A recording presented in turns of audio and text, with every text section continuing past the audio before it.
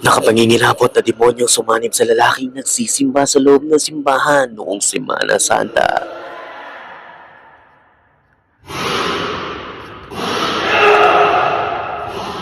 Ready ka na ba sa mga actual paranormal activity na nakunan mismo ng kamera? Ходи отсюда. Я тебя не боюсь. The body is moving. Oh my god, right, that's it. Gaya ng multong nagpakita sa haunted tunnel na ito ng Japan. Kaya tara, The Possession. Ang video ito ay nakunan sa loob mismo ng isang simbahan.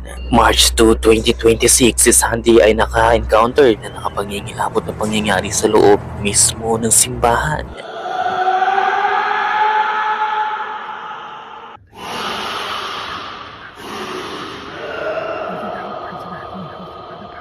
Si Sandy ay bumisita sa Our Lady of Grace Catholic Church na magkikita sa Greensboro, North Carolina. Nagsindi muna ito ng mga kandila nang may marinig itong nakapangingilabot ng mga hiyaw. Nang mapagtanto nitong nagmumula ito sa loob ng simbahan, ay agad siyang umupo at nagdasal habang nire-record ang lalaki na nagparamdam ng kilabot sa mga tao nasa loob ng simbahan.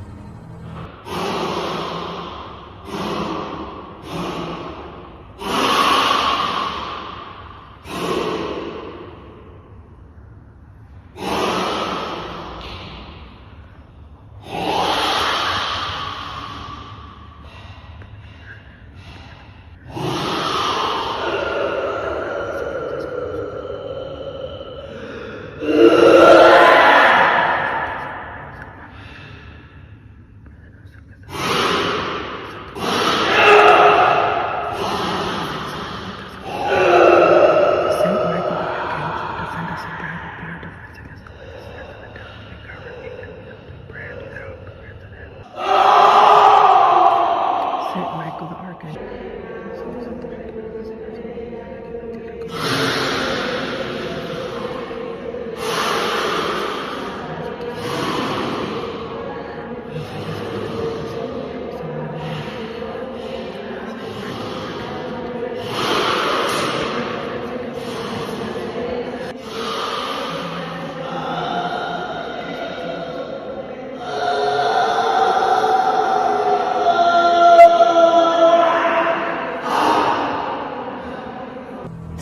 Makikita ang lalaking nakapangingilabot na siyang sumisigaw hanggang sa nilapitan na nga ito ng isang babae at pinuhusan ng holy water. Dito na mas naging agresibo ang lalaki na tila ba nakikipaglaban sa sarili nito. Dito na mas nangamba ang mga tao na baka atakihin sila ng lalaki. Kaya naman tumawag ng police officer sa Sandy upang humingi ng tulong. Sa una ay hindi ito naniwala sa kanya, pero nang ipakita niya ang video ay sumama rin ang police officer sa kanya at tumawag mismo ng priest.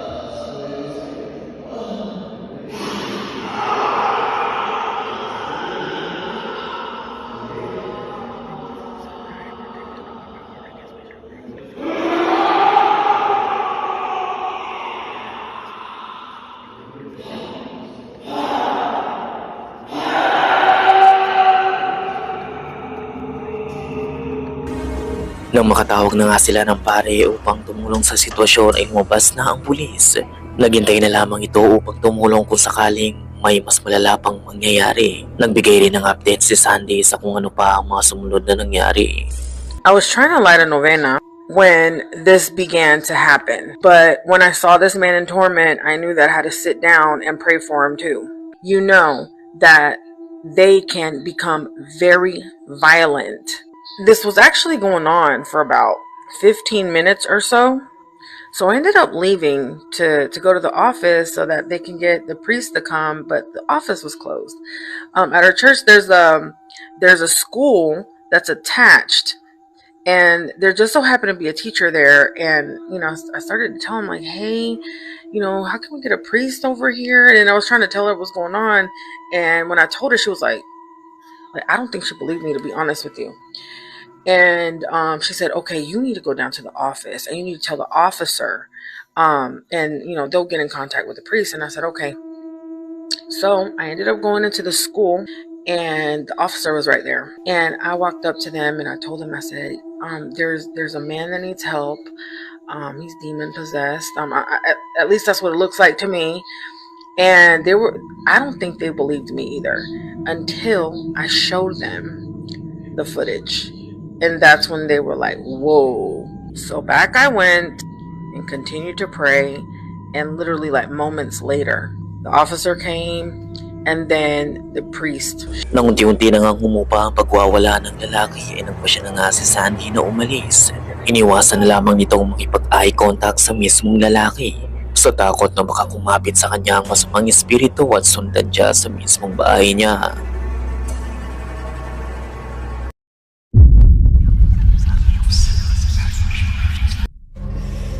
The body's moving. Oh my god, right, that's it. I'm done. I'm off. I'm sorry. Ang babaeng ito ay pumasok sa isang abandoned haunted house. Sinubukan itong makipag-communicate sa espiritong nagngangalang Brenda na di umano'y siyang nananahanan sa abandoned house. Am I dealing or am I speaking with the devil right now through this Ouija board? It is not Brenda. You've just said it's Brenda. It's not Brenda, is it? Oh my god.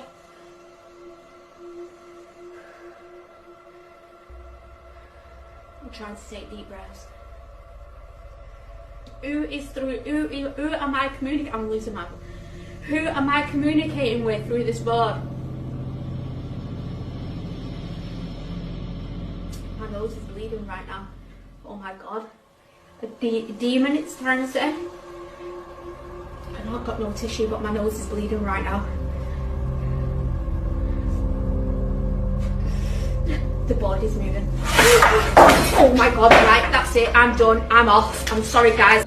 Habang sinasagawa nitong Ouija board session na nakarinig siya ng malakas na yabang sa itaas nito. And then, bigla siya nagkaroon ng nose bleeding.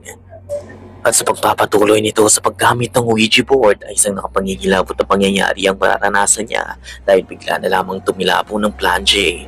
Dito ay napagtanto niyang kailangan na nga niyang umalis dahil kung sino mang espiritu ang nakontak niya ay hindi ito si Brenda. At nagbabala lamang ito na kailangan na niyang umalis.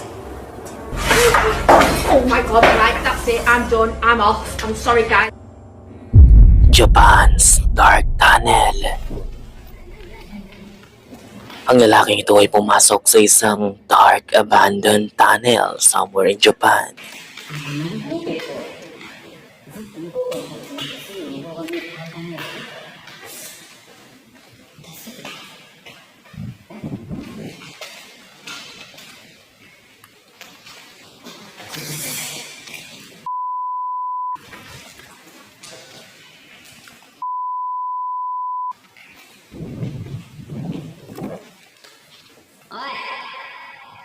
Habang naglalakad siya papunta sa pinakadulo ng tunnel ay may narinig itong kakaibang ingay.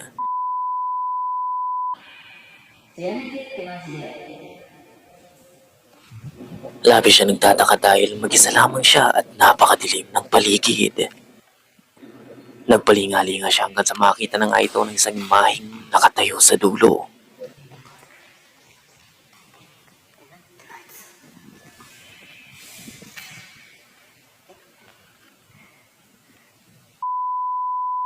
Hindi niya ito maninag ng maayos dahil sa nakakasilaw na sinag na nagmumula sa labas ng tunnel.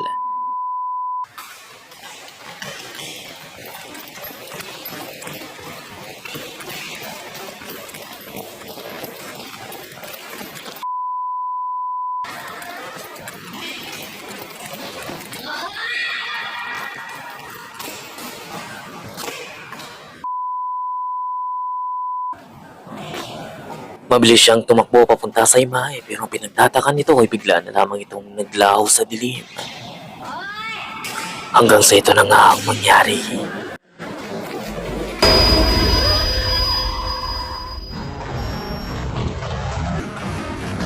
Nakarinig na lamang siya ng mabilis na mga yapak mula sa likuran nito at nang lumingon siya out of nowhere ay isang nakapangingilabot na imahe ang tumatakbo patungo sa kanya. Mahitim ang mga mata nito na may distorted face. Sumari kayang ito ay isang multong nananahanan na sa abandoned tunnel.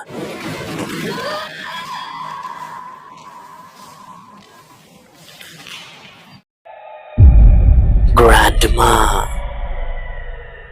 Ang susunod na creepy video ito ay na-record ng elderly woman na ito. Ayon kay Grandma ay meron siyang kasamang aso at pusa sa loob ng bahay niya. Magpagayon pa man ay may mga nangyayaring kakaiba sa loob ng bahay niya. Sinabi na niya ito sa pamilya niya pero walang naniniwala sa kanya. В зеркале было отражение чего-то не очень непонятного на видео. Я вам всем докажу. Ang imahe lagi nagpapakita sa kanya sa parehong lugar. Lagi niya itong nakikita sa refleksyon ng salamin hanggang sa isang gabi ay nakuha na nga niya ito right on camera. Ang video ring ito magpapatunay sa pamilya niya na hindi lamang siya nag-hallucinate at gumagawa ng kwento. Panoorin mong maigi ka, multi.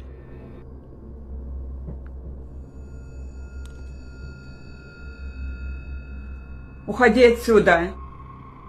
Я тебя не боюсь. Уходи отсюда. Уходи из моего дома. Уходи. Я тебя не боюсь.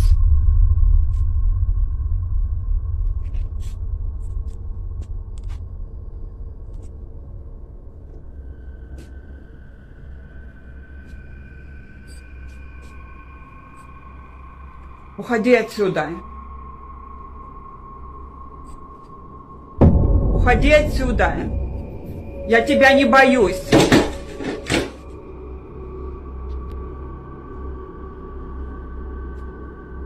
Уходи. Уходи, я сказала. Уходи отсюда. Уходи. Я тебя не боюсь.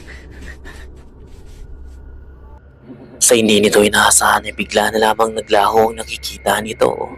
And then napansin nito ang ornament na nakasabit sa ilaw niya na unti-unting umaangat. Nakapagtataka ito at lalo na't makikita na walang tao at walang string na maaaring na-attach upang paangat ito.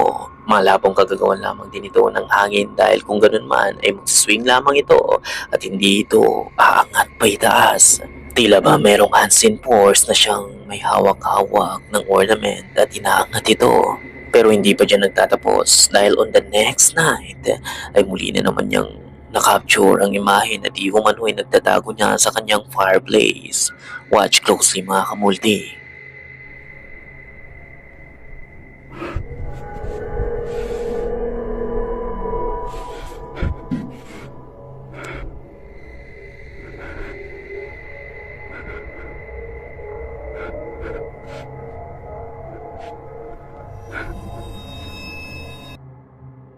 Nang papalapit na nga siya sa fireplace ay isang ulo ang siyang lumitaw. Tila ba nagtatago ito sa loob ng fireplace pero nireveal nito ang sarili sa matanda nang subukan nitong lumapit sa fireplace. Magpagayon pa man ay gaya ng unang encounter nito ay bigla rin itong lagarang naglaho. Matapos ang pangyayaring ito ay hindi na muli nag-upload ng paranormal activity ang matanda. Wala na ring update sa kung ano pa ang sumunod na nangyari sa loob ng bahay niya. Pero ikaw kamulti, ano sa palagay mo? Ano sa tingin mo ang nananahanan sa loob ng bahay ni Lola?